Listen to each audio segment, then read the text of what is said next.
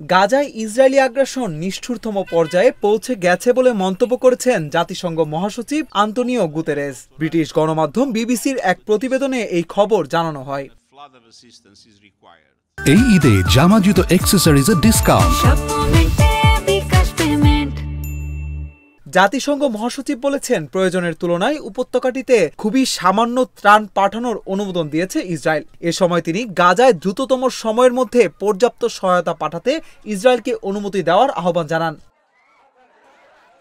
প্রতিবেদনে বলা হয়, উপত্যকাটিতে পৌঁছানো সহায়তার পরিমাণ অতি নগণ্য হলেও উত্তরাঞ্চলের ফিলিস্তিনিরা এখনো কোনো ত্রাণ পায়নি। আর বিশ্ব খাদ্য কর্মসূচি বলছে, দক্ষিণ গাজা থেকে শুক্রবার রাতে 15 ট্রাক ত্রাণ লুট হয়েছে। এছাড়া চলমান যুদ্ধে উপত্যকাটির 94% হাসপাতালই ক্ষতিগ্রস্ত কিংবা ধ্বংস হয়ে গেছে বলে দাবি করেছে বিশ্ব স্বাস্থ্য সংস্থা।